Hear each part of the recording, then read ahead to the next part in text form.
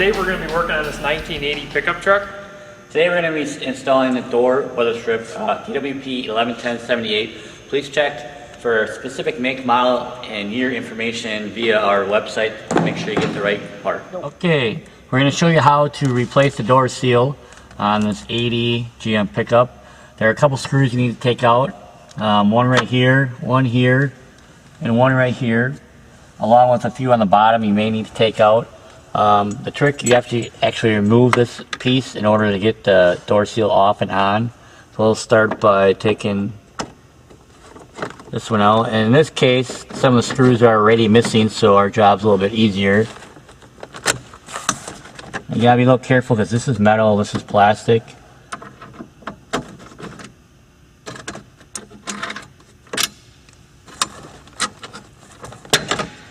Pop that off.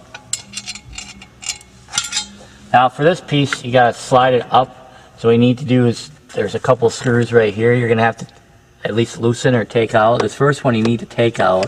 And I'll show you why in a minute. And this one you can just loosen, which is kind of loosened already here.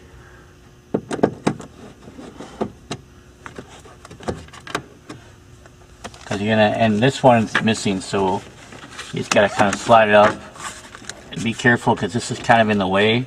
You can remove the visor if you want, a couple extra screws, but what you should be able to do, since this is kind of loose, is kind of pull this down and slide this up over it.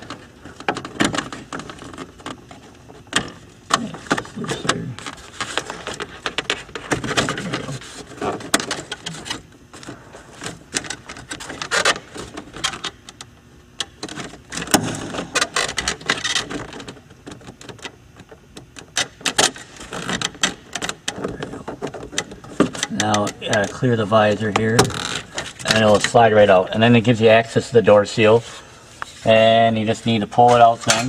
Just pull down. These are just slip-ons, they should not be glued.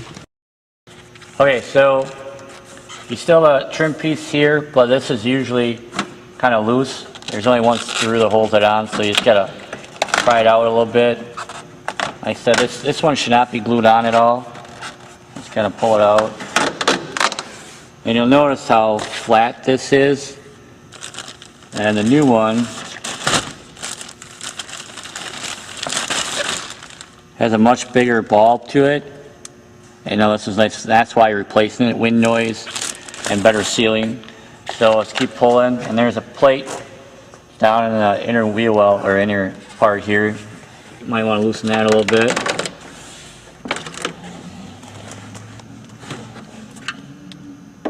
If you need to, there's just one screw, or one screw you really need to loosen here.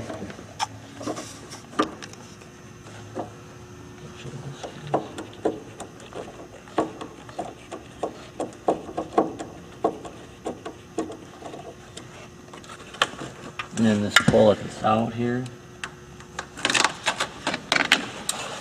And this is a good opportunity to clean your pinch well, just to make everything look good. You can use anything you want. We've got some glass cleaner here that works pretty well. Okay, now we got the new one out of the bag. Obviously the bulb goes towards the outside of the vehicle, and what you want to do is start down in the center, similar to where the other seam was. So we'll just pick a spot. It should just slide right on.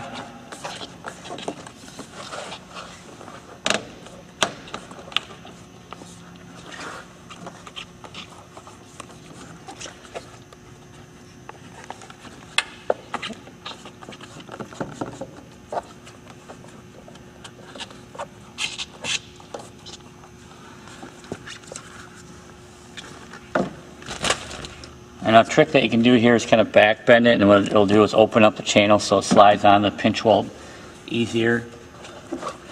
All you gotta do is back bend it like this, and it goes right on.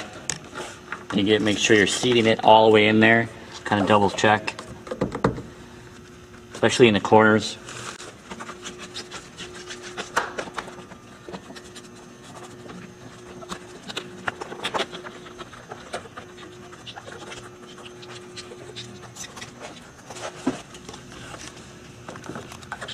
Just keep working your way around, make sure that I seat it all the way onto the pinch weld. Then we get back down here is where we kind of loosen the trim piece, so you just kind of pull it away. Keep working it down.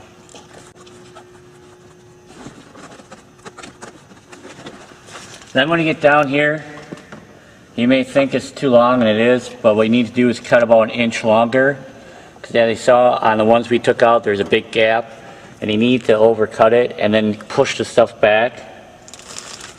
So we'll cut that. Cut it.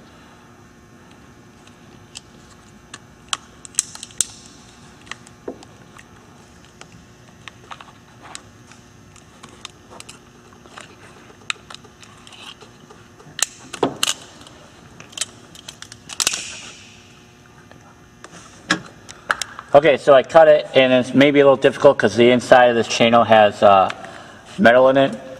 And the reason we're cutting it is we want pressure here, because over time this is going to shrink. That's what happens to rubber. Dries up, kind of shrinks a little bit over many, many years. So you want enough pressure on here. So what you kind of need to do is back this up a little bit. Usually the easier thing can be is get this part on here, because you can, I'll show you here. So you kind of put this on and push it back. And this one, you can kind of start pulling it off because you know how long it needs to be, and put it down and kind of work backwards to make the room.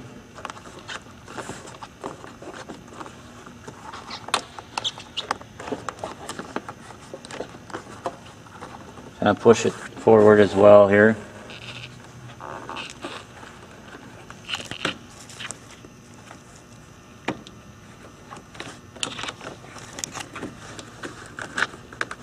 As you can see, after I just popped it off, all of a sudden it looks long again.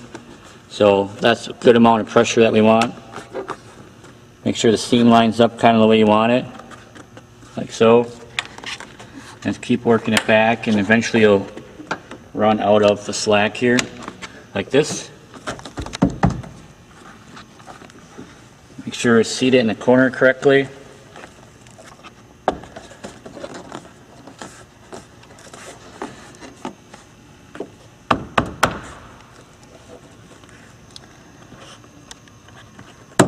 And then make sure your door closes and you can reassemble all of your pieces that you took off. As you can see, we got the door seal in now. It's seated correctly. We have the seams the way we want it. Everything lines up good. So I really need to do this job with a screwdriver in a couple extra minutes. One thing you need to be aware of, that this seal's new, so it may be tough to close your doors at first. It needs to seep into allowing the door close. It's going to be a lot tighter than what your old one was, so be aware of that.